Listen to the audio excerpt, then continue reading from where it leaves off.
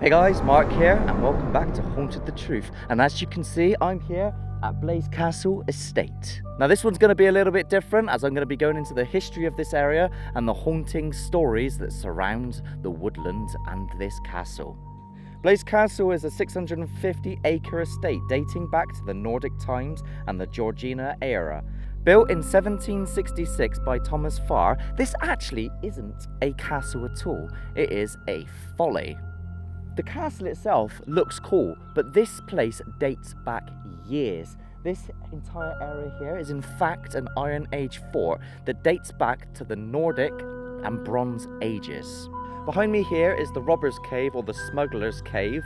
As you can see, you can go inside here and it goes round into a little nook. Now this area and the surrounding area, and just up here where the castle is, you can just see it through the tree line there. It is said that many people have had things happen here, disembodied voices and shadows, you know, the typical type of things. I did come here myself with Josh once and we didn't have anything major happen apart from a spooky bat. However, it is somewhere I may return to in the future and do a live here. Let me know in the comments if this is something you would like me to do, and if anyone else has a story in this area and the surrounding area, do let me know. Now this place behind me is arguably one of the more creepier spots and haunted hotspots that witnesses have been to in and around this area and the area that it came from. This is Stratford Mill, which has been moved here and originally came from Chew Valley, where the lake now is. There used to be a village there. There was a woman called Catherine Brown that went missing one night. A search party went out to try and find her, and it said that she came home in the evening and was soaking wet and seen coming into the house but said nothing. In the morning they went to go check on her and she was gone. Shortly after that, a search party found her body drowned near this mill here where it originally came from. It is said that her spirit still lingers in the area of Chew Valley on the roads and has been heard and seen within this area over here by the bridge and up here around this area here. Many of the descriptions of the sightings here of her are of her in long brown hair and a bright embroidered dress.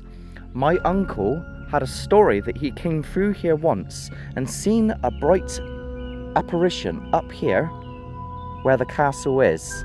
He said that he believes that it was a woman floating in the sky. I have been here and done investigations and not seen anything myself. However, the stories alone, especially when here at night, adds to the creepy vibe. Now, this area does have a long reputation for an eerie atmosphere and ghostly folklore, and this place certainly isn't off of that list. Just up here is this little house here, the Workman's Cottage, or also known as the Witch's House. Many people have got all different stories here in this property, mainly of a witch that's said to have lived here, and even children were told not to look through the windows because if the witch looked back, then she would get them. Even to this day, people have reported having strange occurrences around here, and some people don't even like going past it. However, others just say it's simply a workman's cottage and there's nothing to be scared of. And I have been here before and didn't necessarily have anything happen at the time, but that's not to say that something might not happen in the future.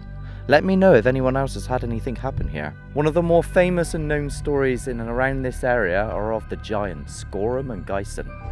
They were said to have a competition and a rivalry between them to try and carve out the gorge which you see through this area today.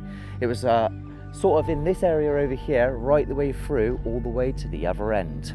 This right here behind me is said to be one of the footprints of these giants. There's another area within here as well, which is said to be one of the seats that the giants sat on when he became tiresome. With this seat, you can see and look over the entire gorge and the surrounding forest here at Blaise Castle.